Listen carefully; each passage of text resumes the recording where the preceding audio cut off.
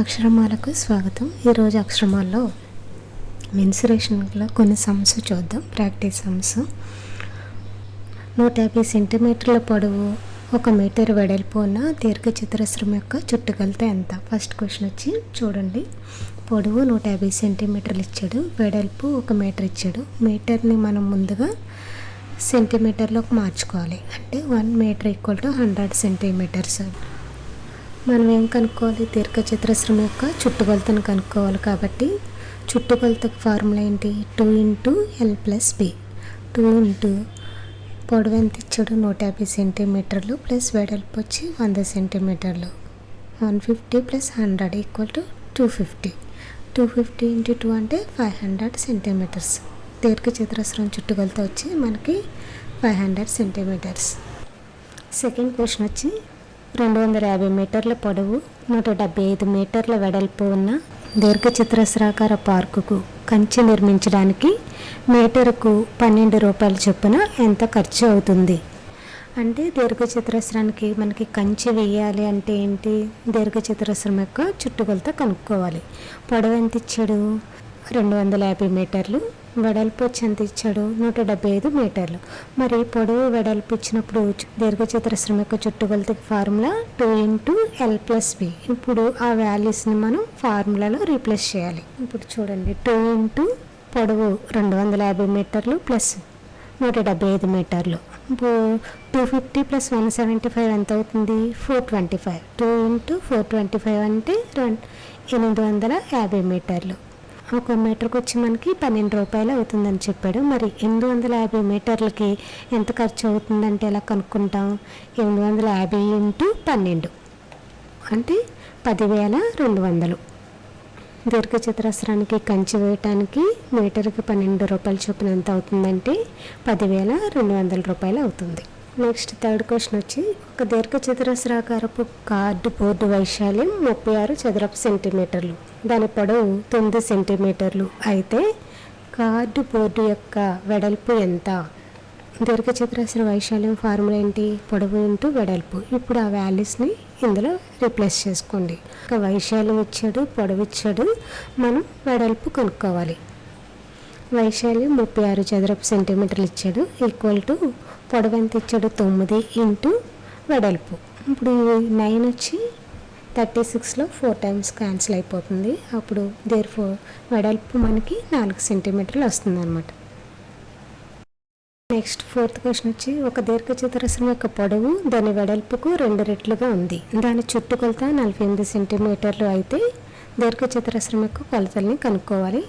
దీర్ఘచతురస్రం యొక్క చుట్టుకొలత ఇచ్చాడు. ఎంత? చుట్టుకొలత వచ్చి 2 × L+B = 48 సెంటీమీటర్స్ అనమాట. మనకి పొడవు ఎంత? పొడవు అనేది వెడల్పుకి 2 రెట్లు ఉంది, అంటే డబల్ ఉంది అనమాట. వెడల్పు x అనుకుంటే దాని పొడవు వచ్చి దానికి డబల్ అంటే 2x అవుతుంది.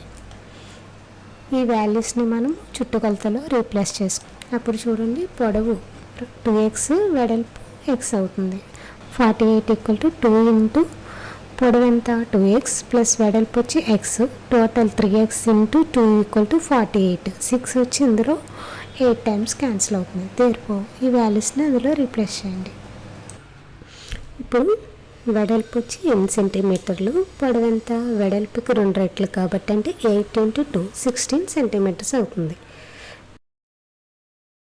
నెక్స్ట్ క్వశ్చన్ వచ్చి, ఒక దీర్ఘచతురస్రాకార పార్కు పొడవు దాని వెడల్పు కంటే 17 మీటర్లు ఎక్కువ, చుట్టుకొలత 178 మీటర్లు అయితే ఆ పార్కు పొడవు ఎంత? క్వశ్చన్స్ చూడండి. పొడవు అనేది వెడల్పు కన్నా ఎంత ఎక్కువ అంటున్నాడు? 17 మీటర్లు ఎక్కువ అంట. చుట్టుకొలత ఎంత?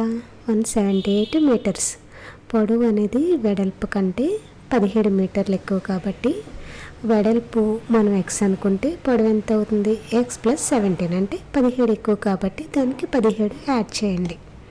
చూడండి, దీర్ఘచతురస్రం చుట్టుకొలత 2 × L+B = 178 మీటర్స్. ఇప్పుడు ఈ వాల్యూస్ని మనము ఫార్ములాస్లో రీప్లేస్ చేద్దాం. 178 = 2 × పొడవు ఎంత?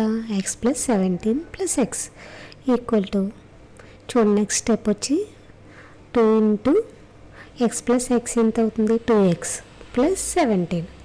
ఈ 2 అనేది 170 10 టైమ్స్ క్యాన్సిల్ అవుతుంది, 89 టైమ్స్ అనమాట.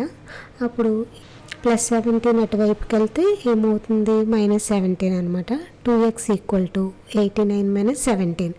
89లో 17 తీసేస్తే 72. 72లో 36 టైమ్స్ క్యాన్సిల్ అవుతుంది.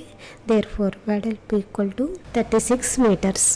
పొడవు అనేది వెడల్పు కన్నా 17 ఎక్కువ కాబట్టి పొడవు వచ్చి 36 + 17 అంటే ఎంత అవుతుంది, పొడవు వచ్చి మనకి 53 మీటర్లు అవుతుంది. నెక్స్ట్ 6th క్వశ్చన్ వచ్చి, ఒక దీర్ఘచతురస్రాకార పొలం పొడవు 60 మీటర్లు, వెడల్పు పొడవులో సగం అయితే దాని వైశాల్యం ఎంత?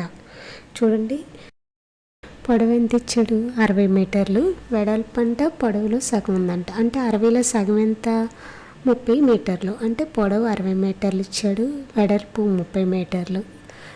పొడవు తెలిసింది, వెడల్పు తెలిసింది. ఇప్పుడు దీర్ఘచతురస్రం వైశాల్యానికి ఫార్ములా ఏంటి, పొడవు ఇంటూ వెడల్పు. దేర్ఫోర్ ఆ వాల్యూస్ని మనం ఫార్ములాలో రీప్లేస్ చేయాలి. అంటే వైశాల్యం ఈక్వల్ టు 60 × 30 చదరపు మీటర్లు. 60 × 30 ఈక్వల్ టు ఎంత, 1800 చదరపు మీటర్లు. దేర్ఫోర్ వైశాల్యం ఈక్వల్ టు ఎంత, 1800 చదరపు మీటర్లు.